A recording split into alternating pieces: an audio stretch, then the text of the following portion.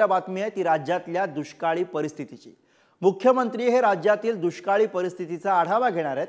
संभाजीनगरमध्ये मराठवाड्यामधील सर्व जिल्हाधिकाऱ्यांची बैठक घेणार आहेत। मराठवाड्यातील दुष्काळ सदृश परिस्थितीचा आणि भीषण पाणी टंचाईचा ते आढावा घेणार आहेत। त्या बैठकीमध्ये याबद्दल चर्चा होईल। महाराष्ट्रामध्ये दुष्काळी स्थितीची तीव्रता वाढल्याने टँकर्सच्या संख्येतही वाढ झालेली आहे। 2949 गावं 7623 वाड्यांमध्ये पाणीबाणीची परिस्थिती निर्माण झाली आहे। गेल्या वर्षापेक्षा टँकर्सच्या संख्येमध्ये 15 पटीने यावेळेला वाढ दिसते।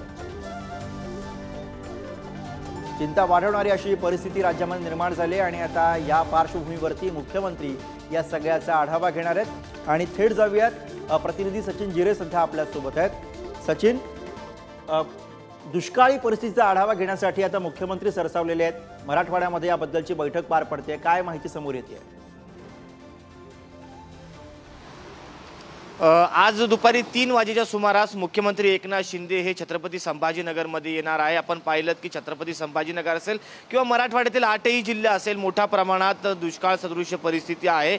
अनेक जवळपास 2900 पेक्षा अधिक गावांमध्ये भीषण पाणी टंचाई आहे। तर आपण पाहिलं की 3000 पेक्षा अधिक टँकर्स हे राज्यभरात सुरू आहेत, अशी एकंदरीत परिस्थिती आहे। आणि या सर्व परिस्थितीचा आढावा घेण्यासाठी दुपारी 3 वाजेच्या सुमारास मुख्यमंत्री येणार आहे आणि मुख्यमंत्री विभागीय आयुक्तालयात बैठक घेणार आहेत। या बैठकीमध्ये प्रामुख्याने पाण्यासंदर्भात चर्चा होणार आहे। किती सध्या स्थितीला टँकर सुरू आहेत, कुठल्या गावामध्ये काय परिस्थिती आहे आणि त्याचबरोबर चाऱ्याची परिस्थिती काय, या सर्व बाबींचा ते आढावा घेणार आहेत। याचबरोबर कुठे मदतीची गरज आहे किंवा दुष्काळ आहे, तर त्याचबरोबर काही ठिकाणी गारपीट वगैरे देखील झालेली आहे, त्याचाही आढावा ते घेऊ शकतात। आणि त्यानंतर मदत कशी करावी, कुठल्या स्वरूपात करावी, याचा देखील निर्णय आज होऊ शकतो। त्यामुळे कुठेतरी ही बैठक जी आहे महत्त्वाची मानली जात आहे दुष्काळाच्या पार्श्वभूमीवर मराठवाड्यासाठी। गुरु, धन्यवाद सचिन या सगळ्या सविस्तर माहितीसाठी। तर आज मुख्यमंत्र्यांची बैठक होती संभाजीनगरमध्ये आणि अर्थातच मराठवाड्याच्या दृष्टीने या बैठकीला महत्त्व आहे।